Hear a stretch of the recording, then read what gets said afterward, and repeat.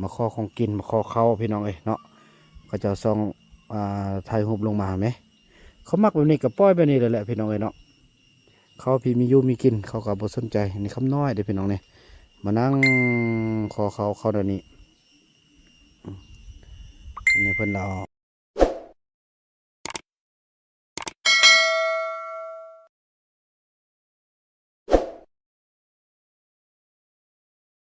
สบายดี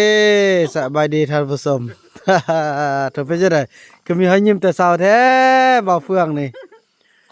พี่น้องเอ้ยเนาะถือว่าคลิปนี้ก็เป็นคลิปที่บ่าวบุญนำจะได้ดำเนินเอกสารให้ถูกต้องซะพอโอ้ล่มซ่อนกันแล้วก็ถือว่าคือดังที่ว่าแหละพี่น้องเอ้ยให้โอกาสเป็นครั้งสุดท้ายแท้ๆได้อ้ายเด้อ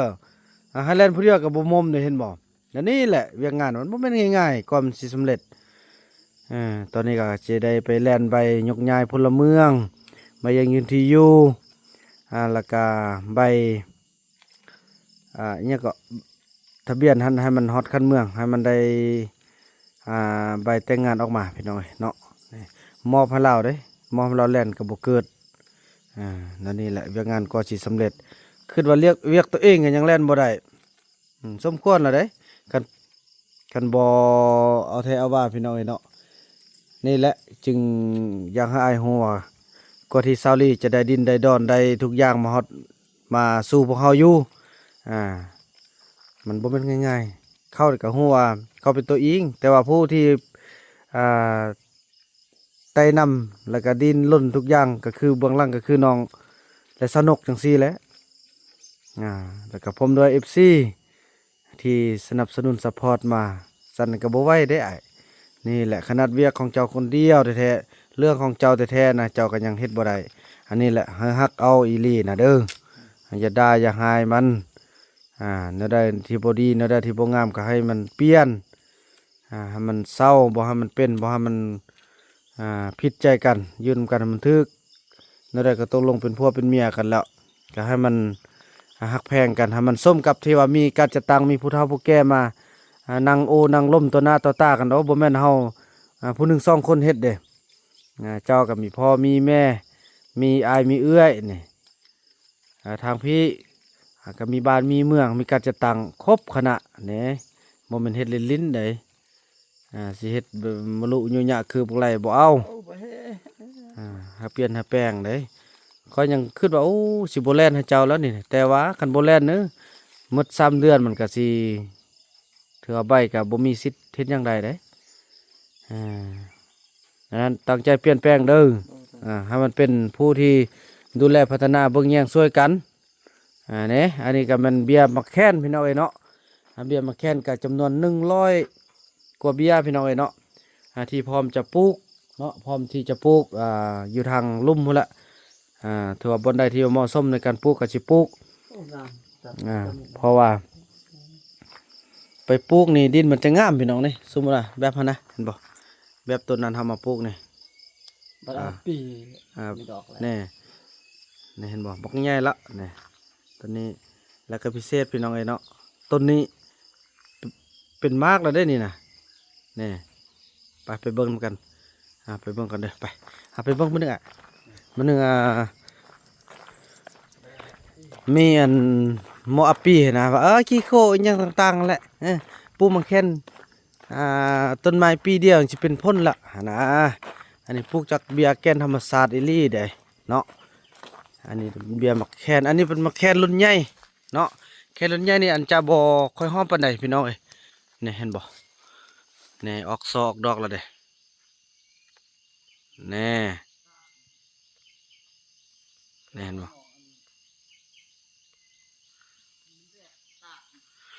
มันไปโฟกัสตัวใดนี่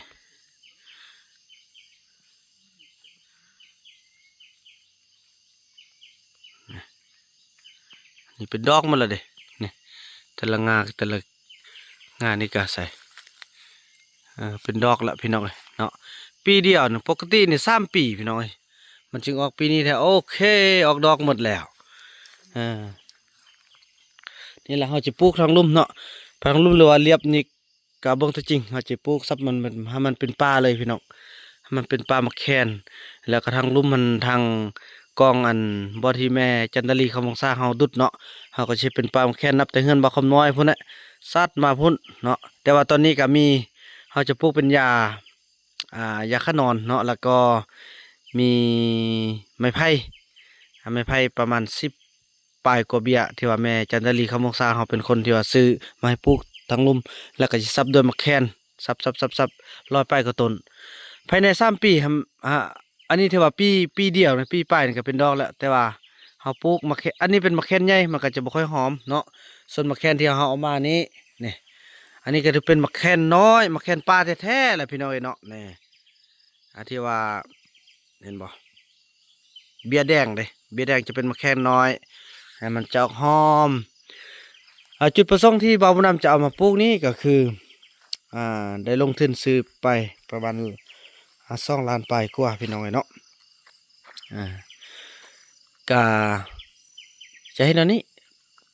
ประมาณ3 ปีข้างหน้ามันเป็นมากแล้วเราจะนึ่งมาเนี่ยเราจะเก็บเอาไว้ตอนรับแขกที่มาเยี่ยมมายามหรือว่าผู้ใดจะมาซื้อบ่อย่างต่างก็ให้มันมีติดไม้ติดมือกับบานอันที่หนึ่งอันที่สองเนาะอันที่สองแล้วมันจะแม่นเราจะสร้างเป็นผลิตภัณฑ์เจลหรือว่าแบรนด์เจลมักแคนจากดินแดนเผาตองเรื่องพี่น้องเนาะคือเดี๋ยวนี้ก็มีหลายแบรนด์เด้อินฟูของลาวเขากับประสบผลสำเร็จหลายคนก็คือกุ้งตองล่องเนี่ยกับเจลปลาบัมกุ้งตองล่องนี่เจลที่ว่าสำคัญที่ว่าประสบผลสำเร็จอันดับหนึ่งก็คือกุ้งตองล่องเนาะเนี่ยก็เป็นเจลปลาบัมอันนี้เป็นเจลมักแคนนี่ก็ถือว่าเห็นหลายคนเฮ็ดกันอย่างบ่ทันโดดเด่นบ่ทันทึกเป่าเนาะหลายคนก็เฮ็ดแล้วได้เจลมักแคนแต่ว่าอันนี้เราจะมาผลิตอยู่ที่นี่เป็นแบรนด์ของพอต้องเลือกเฮาอีกแบรนด์หนึงพี่น้องในอนาคตเนาะลองเบิ่งตัวจริงพี่น้องเอ้ยจังซั่นเลยพี่น้องเกี่ยมพายเฟื่องเดินทางให้เราฮู้ว่าความทุกข์ความยากกันและเอกสารอหย่างต่างมันเป็นแบบใดเนาะก็สิบ่มีแต่เท่านี้ก็ยังสิมีหลายขั้นตอนจนจะฮอดบ้านนาแว่นพุ่นแหละพี่น้องเอ้ยเนาะมันจึงจะสำเร็จเดินทางต่อไปพี่น้องเอ้ยเนาะโอเคพี่น้องตอนนี้เราก็ได้เดินทางมาฮอดที่บ้านพุนทองแล้วเนาะโอ้อันนี้มันต้นมะคอได้ดินะคุณเต็มมาทางนี้มาทางนี้นี่พี่น้องเอ้ยแต่งเป็น GR Sport เต็มรูปแบบแล้วบัดนี้โอ้งามเนาะงามหลายคนอันนี้ก็เป็นสัญลักษณ์โตโยต้าโอเคบัดนี้เราก็จะได้เดินทางมาทางนี้เนาะมันแล้วเข้าไปทางไหนออกไปทางนั้นเพราะว่าทางนั้นเป็นห้องกองประชุมบาทไปมันฮุบจะเอามาละฝากรถน้ำบานเด้อไปพี่น้องเดินทางต่อบาทนี้เนาะพอรถเราจะเข้าบริเวณช่วงฤดูฝนช่วงฤดูแรงที่เข้าได้อยู่เนาะแต่นี่ก็เข้าได้ดอกมันหักแปลว่ามันยันมันเปื้อนได้นี่ไอ้เฟืองเห็นบ่คือเขาเจ้าเห็นบ่บุกบืนได้สู้ชีวิตคือกับเจ้าตอนอยู่นาแว่นมันบ่คือแบบนี้เห็นบ่นี่ดีกว่านาแว่นเนาะโอ้พี่น้องเห็นแล้วสงสารพี่น้องคือเห็นตอนที่บ่าวนำเติบโตอยู่กับพ่อแม่พี่น้องเอ้ยสู้ไปนักก็ได้เนาะขอให้กำลังใจเด้อสู้ๆเด้อถือว่าแล้วก็ถือว่าเอกสารก็สำเร็จพี่น้องเอ้ยขั้นตอนหนึ่งละถือว่ายังสิไปเส้นแต่ในบ้านนี้อันนี้เป็นบ่วงใบยกย้ายใบยังยืนทับพลเมืองพี่น้องเอ้ยเนาะถือว่าสำเร็จไป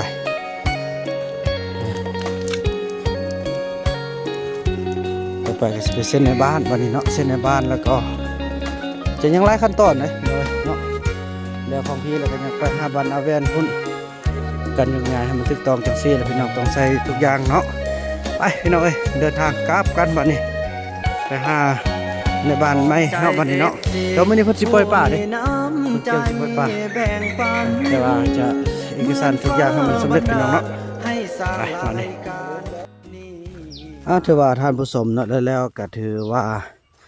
สำเร็จเนาะถือว่าแล่นบัตรแล่นใบให้ทางไอ้เฟื่องอยู่ทางบ้านพี่เนาะก็ถือว่าสำเร็จเสร็จสิ้นกันไป อ่าไปจำการในบ้านอิหยังต่างๆอยู่ทางนี้ที่ว่าแล้วพี่น้องเอ้ยต่อไปก็จะเป็นไปแล่นทางบ้านนาแว่นบ้านนี้เนาะเดี๋ยวฟังนี้ที่ว่าโอเคหมดละเนาะเส้นในบ้านเส้นอำนาจก็จะตั้งเส้นปกสเส้นอิหยังตั้งเป็นที่เรียบร้อยก็ถือว่ายังแต่ทางพุ่นแล้วก็จะเป็นได้มาเป็นพลเมืองอยู่บ้านพุ่นทองเนาะแต่ที่สำคัญคือโอ้ยพี่น้องเป็นห่วงจะได้แนะนำบอกให้กินเหล้าเมายาไล่เกินขอบเขตพี่น้องเอ้ยเธอไอ้เฟืองในเมื่อวานนี่กับปะโทเมาบางขี่รถบางบุยักเว้าเลยพี่น้องเนาะบ่าวนาก็จะซ่อนสุดที่คอยปั่นคอยล่อเอาแหละพี่น้องเอ้ยเนี่ยเราก็ตกตามมาอยู่นำบ้านนำเมืองเฮาพี่แล้วตกอยู่ในกำมือเฮาแล้วต้องได้ดูแลต้องได้เบิ่งแยงจังสิแล้วโอ้อันนี้มันยังว่าพี่น้องควรลำใหญ่แท้ต้นใหญ่แท้งามเด้นี่นะเนาะสำเร็จเสร็จสิ้นกันไปพี่น้องเอ้ยนี่เขาเจ้ากับอนามัยยังต่างงามทรงผมอย่างอนามัยเมิดละโอ้โทษเดี๋ยวนี้จะบอกให้ฟังพี่น้องเนาะเด้อทางกัจจตังเฮาได้รายงานได้โทรมาพี่น้องมีทางคำน้อย มีทางอาจุผู้ใดเธอออกมาข้อนี่มาข้อของกินมาข้อเขาพี่น้องเอ้ยเนาะก็จะส่องถ่ายรูปลงมาไหมเขามักแบบนี้กับป้อยแบบนี้เลยแหละพี่น้องเอ้ยเนาะเขาพี่มีอยู่มีกินเขาก็บ่สนใจนี่คำน้อยเด้อพี่น้องเนี่ยมานั่งคอเขาเดี๋ยวนี้อันนี้เพิ่นเราทางอันนั้นเพิ่นก็บอกให้เบาบุญนำนี่ครับเจ้าโทรมาบอกให้เบาบุญนำมาเอาแหละแต่เบาบุญนำก็ฟังได้พี่น้องเนาะโอ้เอาสมัยดีเอานำเนี่ยอย่าประสานหาน้องนะนี่เรื่องอันนี้นะพอต้องเรื่องเขาเนี่ยทีนี้ถ้าคำน้อยนะเราอยู่น้ำงี่มันเราออกมานมบวมนะมาแล้วเขาก็จะซุบกันได้เขาได้จะซุบแล้วก็จิเขาไปมาแล้วเขาก็จะซุบกันได้เขาได้จะซุบแล้วก็จิเขาไปป่าเขาขอให้แล้วจำนวนหนึ่งนะจิตใจได้ยังน้องออกมาเอาเราได้บ่อันนี้ไปอยู่พ้นทองนะแต่ตามลมมันเดี๋ยวนี้นั่งเลยก็อายุคันเด็กเนี่ยพี่น้องนั่นนี่แหละเนาะเขาเจ้าก็ให้บ่าวบุญนำไปรับเจ้ามันใกล้อีลี่พี่น้องไปทางนี้เนาะบ่าวบุญนำก็สันก็ถือว่าเพิ่นออกมาข้อเขาเจ้าก็ให้ละพี่น้องเนาะให้แล้วก็แต่ว่าจิตใจของทางคันเทิงเพิ่นก็ยังให้บ่าวบุญนำไปรับเอาแหละบ่าวบุญนำก็บอกว่าโดยอันเพราะว่าบ่าวบุญนำก็คือว่าแหละพี่น้องปล่อยมันเป็นไปตามนั้นเขามักนั้นปล่อยเป็นไปตามนั้นเลยบ่าวบุญนำก็ว่าไม่แต่เอาข้าวเอาน้ำมาเขาเจ้าแล้วก็เขามาทางใดเขากลับไปทางนั้นบ่เป็นหยังดอกเขาเจ้าฮู้ทิศทางฮู้หยังต่างแต่ขออย่าซอยให้เขาเจ้ากินเหล้ากินเบียร์ก็พอละกินเหล้ากินเบียร์ก็เป็นสิ่งที่บ่